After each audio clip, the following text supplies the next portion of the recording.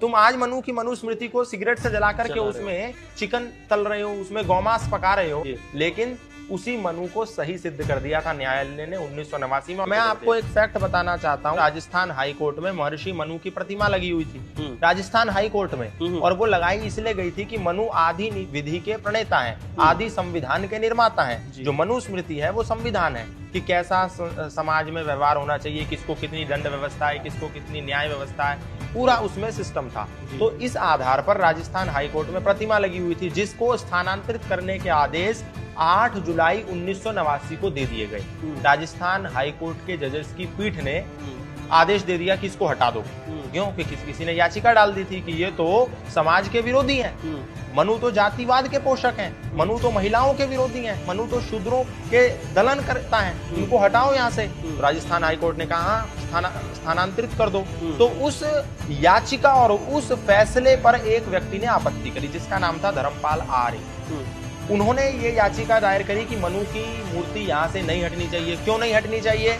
क्योंकि मनु महिलाओं के विरोधी नहीं है, मनु शूद्रों के विरोधी नहीं है, मनु जातिवाद के पोषक नहीं है। ऐसे ऐसे उन्होंने 14 तर्क प्रस्तुत करे पीठ के सामने। और जो प्रतिपक्षी वकील था, जो मनु की मूर्ति को हटाने के पक्ष में था, उसको कहा कि तुम सबसे कमजोर 3 तर्क चुन लो, सबसे जिसमें तुमको लगता हो तुम हमें धाराशायी कर दो, तुम 3 तर्क चुन लो। उसको दिया गया, वो 3 तर्क नहीं चुन पाया। तो जज साहब ने कहा चलिए हम आपको समय देंगे, आप 14 के 14 तर्कों को समझाइए। जब उन्होंने 14 तर्कों को समझाया तो 3 दिन की कोर्ट की कार्यवाही लगी।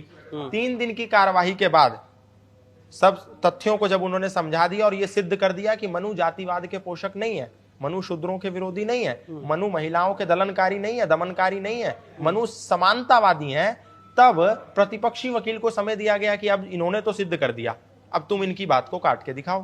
तो प्रतिपक्षी वकील 20 मिनट तक चुप्पी साध के बैठे रहे। ऐसा कोर्ट की कार्यवाही बताती है। और जो मनु की मूर्ति हाई कोर्ट के परिसर से हटा देने के ऑर्डर पास हो गए थे, वो ऑर्डर वापस लिया गया और आज भी वो मूर्ति वहां पर शान से खड़ी है। तो ये प्रमाण है कि मनु दलित विरोधी नहीं है, मनु समाज में नारियों के विरोधी नहीं है, उनको विरोधी बना करके प्रस्तुत करा जा रहा है। क्योंकि गोस्वामी तुलसीदास या मनु से किसी का वैर नहीं है, वैर सनातन धर्म से है, वैर राम को मानने वालों से है, कृष्ण को मानने वालों से है। जिस मनु को तुम ये कहते हो कि वो शूद्रों का दलन करते हैं, वो मनु कह रहे हैं शूद्रो ब्राह्मणतामेति, ब्राह्मण शूद्रताम क्षत्रिया जातमेवं तु विद्या द्वेषा तथैव च। मनु कह रहे हैं वन शूद्र आल्सो कैन बिकम ब्राह्मण एंड वन ब्राह्मण कैन आल्सो बिकम शूद्र।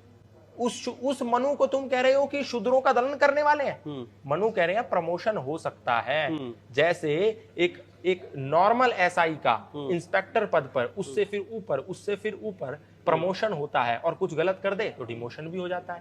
इसी प्रकार कोई शूद्र व्यक्ति है तो उसका प्रमोशन हो सकता है, ये मनु कह रहे हैं। उस मनु को पढ़ा तो है नहीं, बस उसको सिगरेट लगा करके और मांस पका करके उसको चूल्हे में जलाया है।